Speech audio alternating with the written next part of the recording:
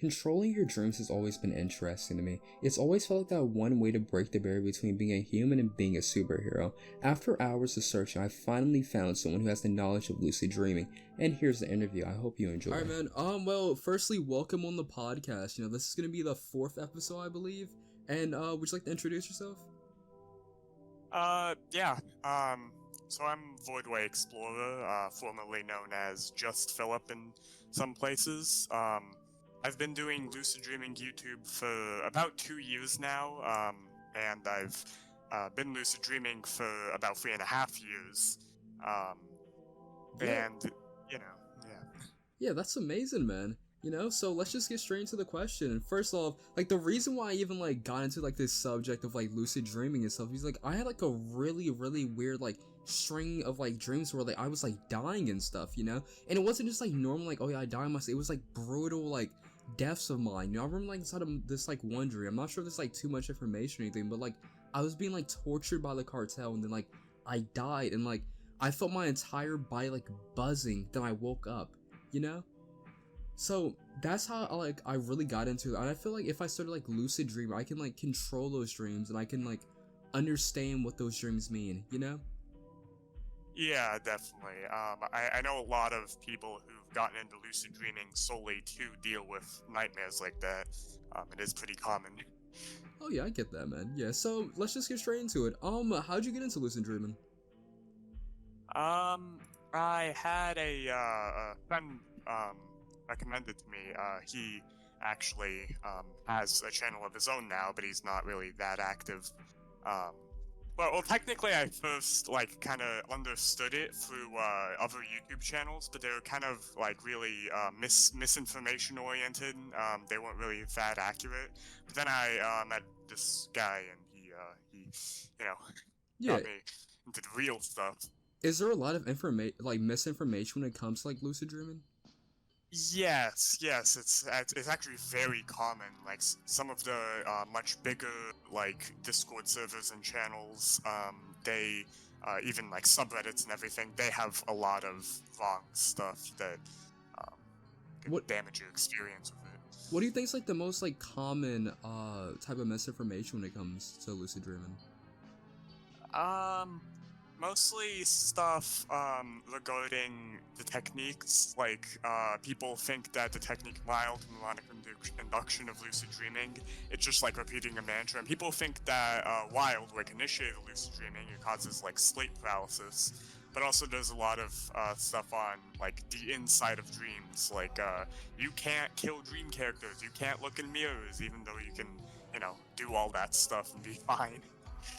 Yeah, of course. From your experience, and with that being said, are there any side effects of lucid dreaming that you experience while conscious? Not in particular. It's kind of a thing. People think that lucid dreaming could damage yourself waking, but that's not the case. You're fine. Lucid dreaming, it's just a normal skill thing that you do and have fun with. Yeah, any advice for me to lucid dream? This is a person coming to you with zero, absolute no lucid dreaming experience. A semi, I have a decent sleep schedule. I know your sleep schedule has a big thing to get, do a part of it. But do you have any advice towards me?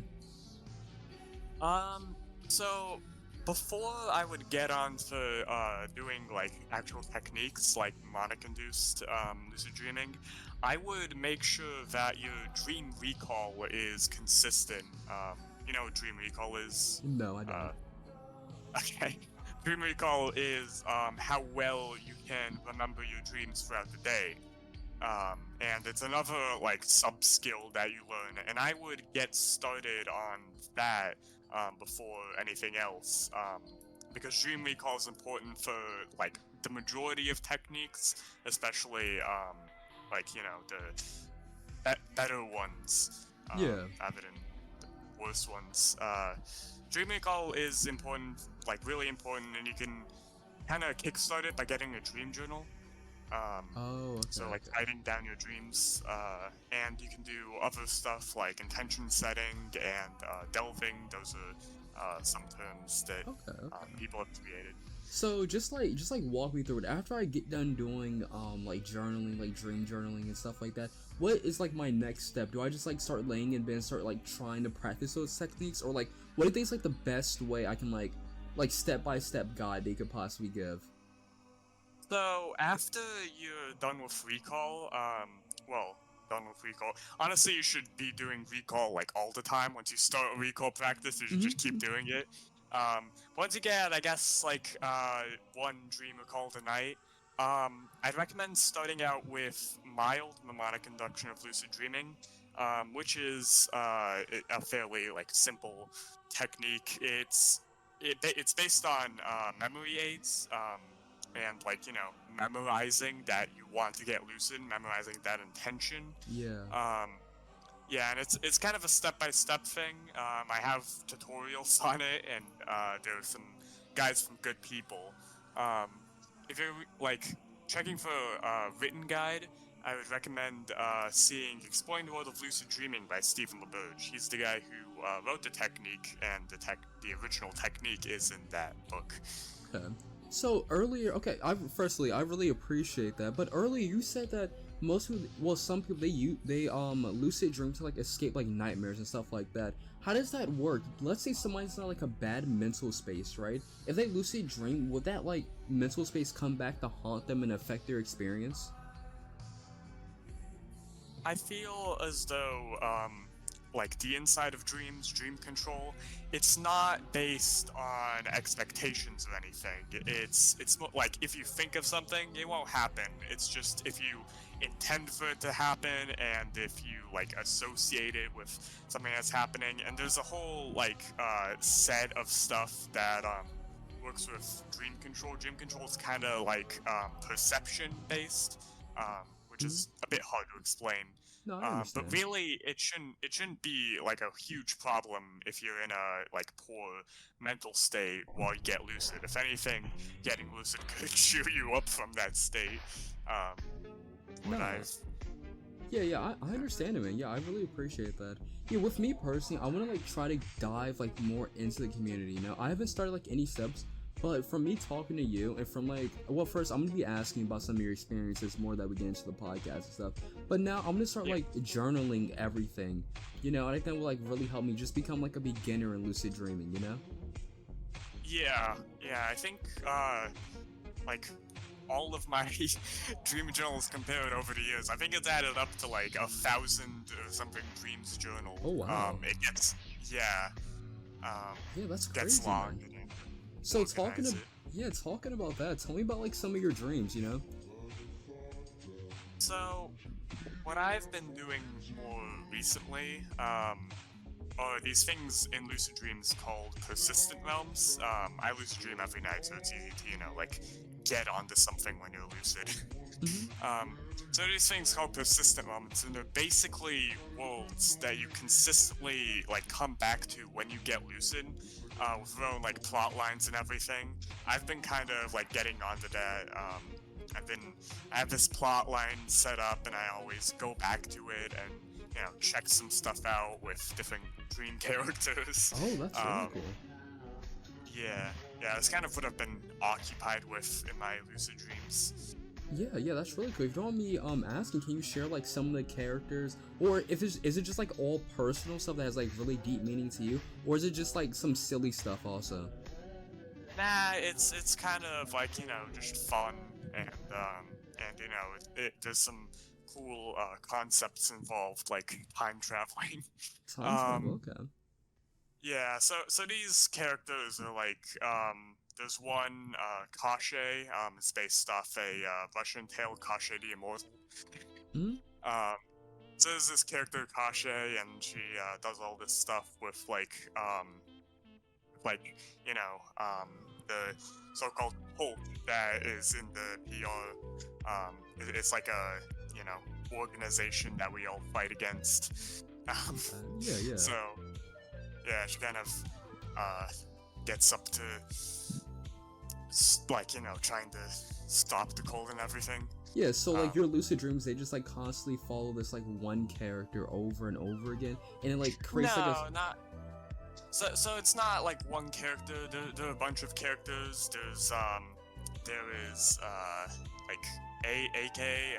It's some cat character that is in the sidelines. There's Satan. He's literally just there. There's a cast of characters. Yeah. It's kind of like a story that's ongoing. No, yeah, I understand that, man. Have you ever had like two different timelines combined together? So like my real question is just like, you have like complete control over your dreams and you lucid dream, right? Yeah. Okay. Yeah, well, dream control is a separate skill, but I've gotten pretty good at it. How long does it normally take someone, how long did it take you to master? Because I'm assuming you are like proficient in it, right? Yeah, I guess so. How long did it take you to like become a master in this, basically? So when it comes to dream control, it's really just I spent some time like practicing doing basic things, flying, teleporting, and everything. And I just sort of ended up getting better and better at it over time. And it's kind of the same thing with lucid dreaming. Like I did mild, I was okay at it, and it's like a curve. It's a learning curve, like any other skill. But I wouldn't say I'm like a really good lucid dreamer. If anything, I'm pretty bad compared to some people on other spaces. Like there are people that lucid dream in all of their dreams. Oh wow. How can you track? I'm not like that. How can you track how good you are at lucid dream? Is it by just the frequency at frequently how much you lucid dream, or is it a different measurement you can track by how good you are? Yeah, people usually count by consistency and frequency, get lucid dreams every night, get lucid dreams every week, every month, twice a night, 3 times a night. That's usually how people count nowadays. Okay, yeah. How much do you lucid dream? I lucid dream, well, for the past few months I've been lucid dreaming once a night, but every once in a while it kind of fluctuates. The last week or so I've been getting slightly less, but honestly I'm not really worried about it. Has more personal stuff been happening to you that hasn't been allowing you to lucid dream, or has it just been a natural evolution with your body? I think that some of the stuff in real life has been affecting my lucid dreaming capabilities. The stuff going on with the heat, you've heard of it. Yeah, it's been kind of, and my room gets hot and the air conditioning isn't the best, and so I kind of wake up sweaty and everything. But no, I understand that. I understand that perfectly. So I have a question though, right? Let's say someone is just someone has something on their mind essentially, right? And they fall asleep and they start lucid dreaming. Will that thing appear inside of their dreams, or if it does appear, can they automatically just push it to the side and not even think about it while they're sleeping? So yeah, when it comes to real life influencing dreams themselves, once you're in the dream, you can really just get rid of it. Dream control can do a lot of things, including blocking out some stuff. Yeah. Which I noticed. What do you think's the most important skill to master for lucid dreaming? It's pretty extensive, but I'd say dream recall. Honestly, it's the basis of everything. If you can't recall normal dreams, then how are you gonna recall your lucid dreams? Yeah. So with dream recall, are you supposed to be able to recall your dreams at any time? Let's say I went to sleep at 11. Let's say I woke up at 11 a.m. Of course, once you wake up, you remember your dreams. Am I supposed to be able to recall my dreams at 5 p.m. or something like that? So that's the thing with journaling. Honestly, I wouldn't say dream recall is that important later on in the day, because dream recall is important how many dreams you remember when you wake up. So you wake up and then you write down all of them, and then if you need to use it for a technique like mild, then you just check back on your dream journal and you'll recall it because you wrote it down. Yeah, of course. Okay, well, yeah, that's amazing, man. That's amazing. Do you often teach others? Because when I I was asking around different servers about if anybody wanted to be interviewed, anybody wanted to be on the podcast about lucid dreaming, and everybody 3 different people, they all recommended me to you. So you seem to have some sort of influence and stuff, man. So do you normally help people with lucid dreaming? So Yeah, I've been a lot more active on the YouTube platform recently. But I haven't been. I used to teach people directly for a while through like servers and direct messaging. But I stopped doing that. It kind of is time consuming. Um, Yeah. but you know, I'm pretty sure it was because you mentioned YouTube and people. No, yeah, I totally understand that, you know? Even with, like, I don't know, I think the lucid dreaming community is, like, so misunderstood, you know? Especially with, like, all, like, the, misinformation going around, you know? I think most people, they don't understand it, and when people don't understand something, people, they automatically jump to conclusions, you know? Yeah, I've definitely noticed a lot of that. Yeah. On my channel, I have a couple videos like debunking misinformation, and I kind of try to like put into perspective what people think. But a lot of the time, you know, it doesn't really make sense. No, I understand that. So, like, when you're debunking what people are, like, saying, or, like, the misinformation people are saying, how do you do that, you know? And, like, has anybody ever, like, clapped back at you and said, oh yeah, that's just what my experience is like? Well, yeah. So I kind of compare when I made those videos, I kind of compared like the misinformation to the actual thing. So Okay. Alright, yeah, alright, I think we're back. Alright, to the audience, the people who were watching, okay? My storage on my computer ran out, but we're just gonna pretend that didn't happen. Alright, so, where were we? We were at you debunking, other people and, like, the misinformation, right? Yeah. Okay. Yeah.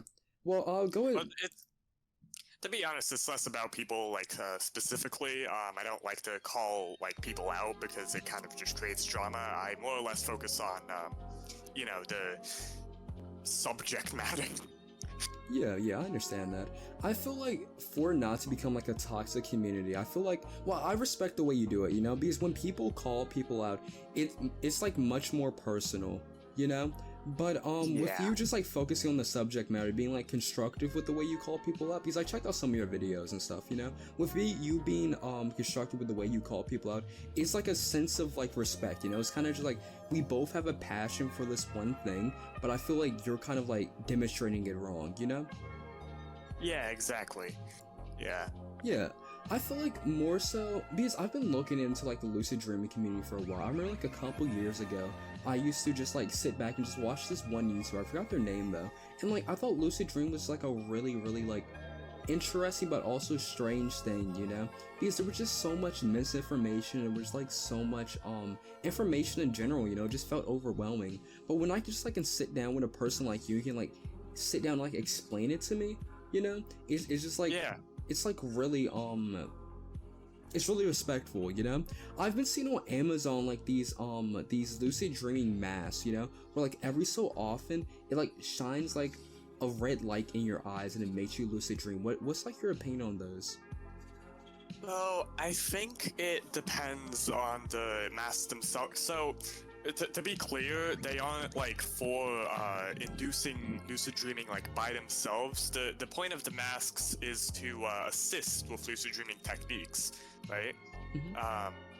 So I think it depends on the mask because I know some, you know, brands and companies, Remy for example, I know their masks aren't that reliable. There was these people, Nova Dreamer. Those masks I hear were very good, but they stopped being produced a long time ago. So it just depends, you know.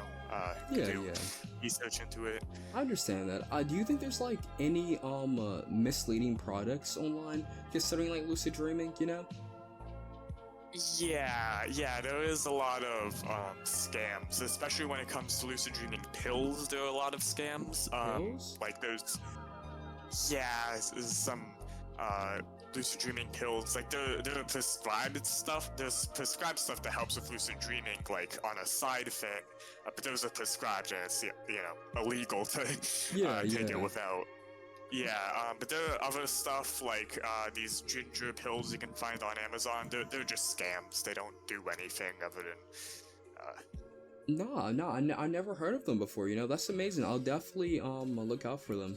You know, that's why like what people do with like their platform, like their influence and stuff, you know, because as I said before, like with the lucid dreaming community purely relying on other people's like experiments and like other people's stories, so much misinformation and so many scams can easily be like tossed around, you know? And it's kind of just like scary, but at the same time, lucid dreaming is such like a beautiful thing, you know? Just the idea to control your dreams by yourself is crazy, you know? It is, you know, and I like kind of separating the whole community space from the skill itself because, well, you know, there are good people. It is kind of like, you know, just messy overall. Meanwhile, lucid dreaming, you know, it's a good, you know, free thing. Yeah, of course. So, do you ever feel like a sense of like enlightenment, or do you ever learn anything while lucid dreaming? I wouldn't say specifically. I know I have known people who have like, you know, used it to have like a big like spiritual thing for themselves or whatever. But for me, it's been more of like a recreational thing, and you know, just enjoying the space and the freedom and everything. Yeah, of course. Because I know most people, they dread to go to sleep. Because most people, they work like a 9 to 5, you know, and like sleeping is like their really way to just like escape reality. But adding a whole new level to that is kind of crazy, you know? Yeah. So Yeah, that's why I think more people should get into it. oh yeah, most definitely. How long do you think it would take a beginner to like actually like be able to lucid dream? It really depends. I think that it should take take about a week, maybe 2 weeks. I don't think it should take more than a month. But if that does happen, you know, it's okay. You can, you know, still do it. Yeah. Just Yeah, of course, man. No, I really appreciate, you know. I really appreciate and I respect it. You know, I respect like I respect the drive to lucid dream, and I respect like lucid dreamers in general. You know, I like all the Discord servers and shit. And I think it's just like a really like nice space just for people to like react and people just in general to understand the art better. You know, because at the end of the day, lucid dreaming, it's just like another form of art. You know, it's another way to like escape reality. And as you said, just like recreational, you know? yeah, exactly, and it does help with like, you know, creativity-based stuff. I made a game a while ago. Well, it took 4 years to make, but it released just recently. And I used a lot of elements from my lucid dreams, like, to make that game. Oh, that's amazing. Yeah, it helped out like with lucid dreams to make along the way. Yeah, so about your game, you said that you used some like aspects from lucid dreaming. What were those aspects? Just like the characters and stuff, or? Mostly like environments and like scenarios came from dream experiences. A lot of my characters from the game were completely independent until recently. Okay. But you know, it's mostly the scenarios. Like, there's a lot of like different types of scenarios in that game, and it's because, you know, I took different types of dreams and put them into. That's a really cool game concept. I'll definitely check it out, man. And I really appreciate you being on the podcast. Would you like any like closing notes before we end this? Nothing in particular, but it was really nice talking to you and, you know, sharing some stuff. Yeah, of course, man. I appreciate it. All right. Thank you for being on the podcast and enjoy the rest of your day. Thank you, man. Yeah. All right. See you, man. Thank you. See ya.